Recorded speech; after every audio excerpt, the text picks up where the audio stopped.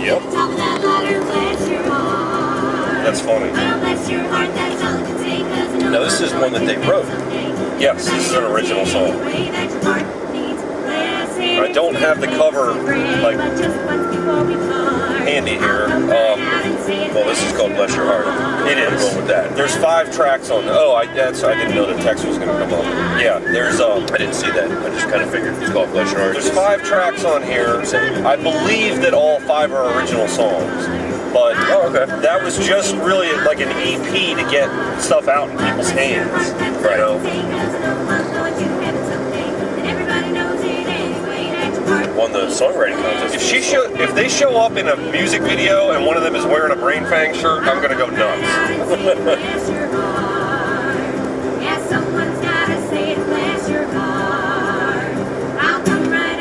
But I sent him the link last night to the video thing that I had put together, and like I say, I gotta edit the interview because if I post it like it is, it's just gonna sound like crap. So how does a mandolin end up in bluegrass? I mean, isn't mandolin an Asian instrument? I honestly have no idea if that's the case. I just don't know my music stuff. But that's why I asked them that one question yesterday. You'd be amazed at how many instruments they were going through and how many more they could have. Right. Like they're a bluegrass band, but they only used a banjo for one song. Well, they gave them a mandolin for winning the songwriting contest. Yes, that was the prize. So that's why I'm wondering if... It was a nice thing. Did you get a look at that thing? Oh, yeah. That thing was beautiful. Yeah, it was beautiful. And I can hear how you get the richness of sound like you can get from a banjo, but better. Sure. From a mandolin. I'm just thinking if it's an Asian instrument, which I thought it was. Right.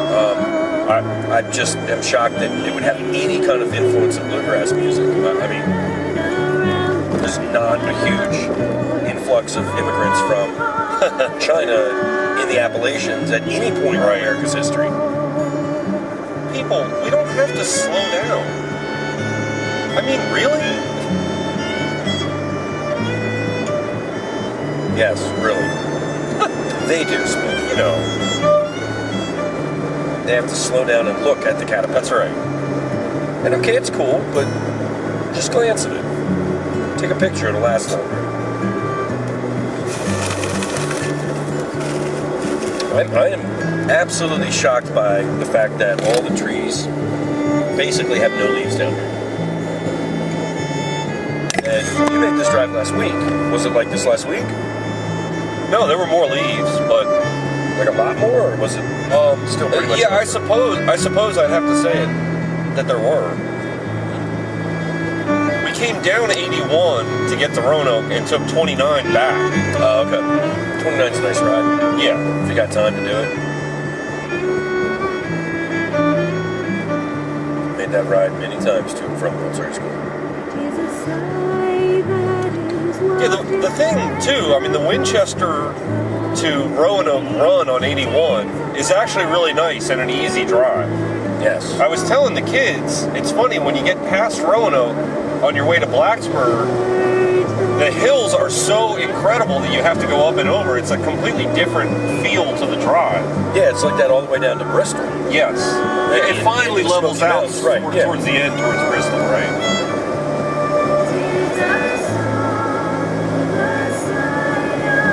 Yeah, I guess I've been to that track twice now. Nice talk. Did I go for 3 races? Yeah, Howard and I went to the Nationwide End Cup race there, I think. Oh. And then Kristen and I went to a cup race a couple years ago. That place is awesome. If I was going to take you to a track, that would be one that I would take you to. Where? Bristol? Bristol. I like that area too. 180,000 people or whatever it is. Oh, it's awesome. Because that was how we used to have to drive if we wanted to go see Heather at ETU. Oh, right. And then the drive from Bristol to ETU was probably another hour, 2 hours maybe. Oh, wow. Beautiful ride though, man. Right. You're going out through the mountains in like lake country though. Like big lakes, and you're on long bridges, and right. Just a gorgeous, gorgeous part of the country.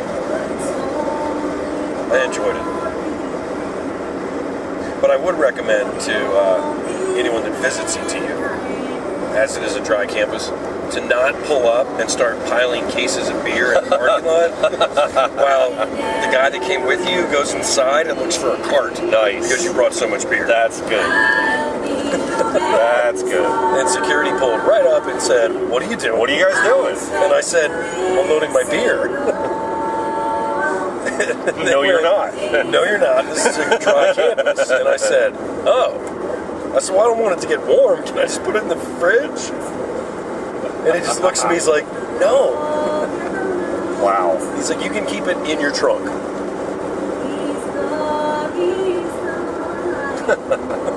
That's funny. So needless to say, we were glad that it was cool outside. Yes. When we ran outside to get our beer every 10 minutes. Fuel for my gas city. Oh, yeah. Well, I hope you have acquired a t-shirt for yourself. I did not, but I would like one. Absolutely. I would like one that says "Fuel for my gas." Okay. For other reasons. Just because it's funny. I dedicated the shirt to TK, and that's how I refer to it on the website. I still think you have to make another t-shirt for him that says "The hardest working man in show business." In just a festive way. Yeah, well, we have to come up with a way to phrase that. I don't think we came up with anything specific, but The hardest working man. well, it's got to be short. North It's got to be like a 2 or 3 word phrase so that it fits the right way. I was gonna put like just hard worker or something, Right. That doesn't quite fit. But How then, about just hardest working man? when you were playing that stuff the other day, he had 3 gaffes, as we were saying. I'm trying to think of what the third one was. And actually, you never went back. Oh, right. There was another one where I don't think you ever went back and heard this, but when I came up and did the recording at the shed, where we had Ann and H-Town and the whole crowd, right? We were I sitting went there back and talking. listened to all that. Did you hear the part where Tim... Because I wanted to hear the part where she said that I'd said something inappropriate or whatever. Oh, yeah. And I went back and played it and I never heard it. Right. I mean, I know I was kind of forceful. We were like kind of going back and forth for a while, Right. but I didn't think either one of us crossed the line. Well, but that's... It was a devil's advocate That's a whole other. kind of thing. That's a whole other discussion. There's definitely a way that you do that. I mean, I've been friends with you a long time, so I know that you're doing it. But women in particular have that switch, it seems. And Kristen gets PO'd at me as soon as I take some sort of tone. Right. Yeah. When I start to get annoyed with her, and Ann is exactly the same way. They can't separate that. I mean, some people just can't separate the personal from the... I guess not. Like, it doesn't bother me if somebody starts to get passionate about what they're talking about. Well, whatever the case, there's a Good for clip in them. there where we say something about NATO, and Tim actually admits that he has no idea what NATO is. Yeah. Yeah, I said, what's NATO stand for? Who's in NATO? Well, it was like you, me, and Ann were talking about it, and then Tim just chimed in with it. He's like, oh, NATO. Yeah, I didn't even know that's what that meant. Oh, right. He thought NATO was just Canada, U.S., and Mexico. Right. It's like, no, That's what it was, right. Atlantic, not North America. Right. That's what it was. And I guess that's the We issue. started talking about member countries and He all must that. have thought it was the North American Right. Which would make perfect sense, because NAFTA is the North American Free Trade Agreement. So, I mean... Oh, my God. That was funny stuff, man. So, I mean, I was, again, I forget why we were trying to take a reach for that. We were trying to see if the British citizen had broken a law. We were trying to say there was no international law that covered that. But I was feeling that the NATO treaty could impact that discussion.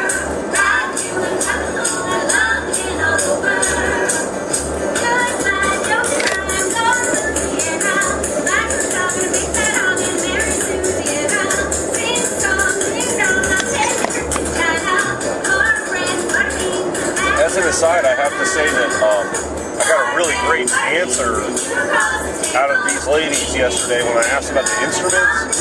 They actually said they were wearing tap shoes because they're stomping, on the stage as they go. Yeah, because they got to keep the beat while they're switching instruments, right? I'd never thought about that before. I think that's awesome.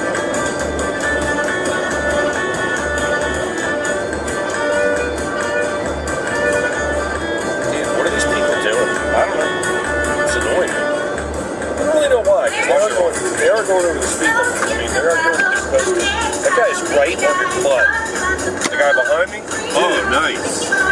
I hadn't even seen him. Yeah, he's like totally up your Thanks, Dick. Really? Well, he can do whatever he wants. I'm not going to tell you. No, he's got some kind of logo on the front of his car there. I think he thinks he's special. Whatever. I'm going to non-verbally communicate with him here in a minute. You do that. I swear to God. I'm going to pull it out. Wiggle it at him. Wiggle it at him. I'll do it. I swear to God, I'll do it, Reg. Every stupid thing that comes along, you have to sign us up for it.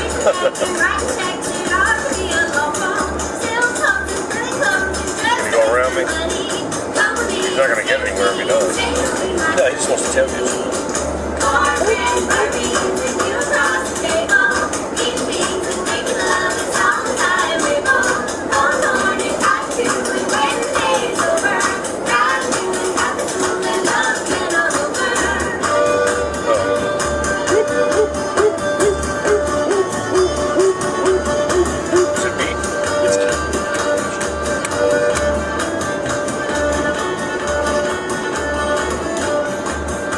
Crappy screen or whatever. I couldn't tell if anything was in there. It looked like there was. Whatever. So she says to me.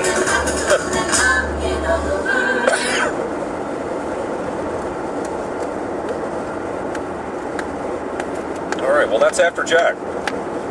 Not bad, huh? Alright, this guy's way up your butt, dude. Good. It's a U.S. Army plate. Oh, good. Big effing deal. Yeah, so let him get like right there. Just sit right here. Nice. I was gonna see if I could make at least a pass. She looks dumb as a box of rocks. Yeah, that's true. Oh, look. That guy still hasn't figured out how to drive. He's not getting any better at it. He's only getting dumber.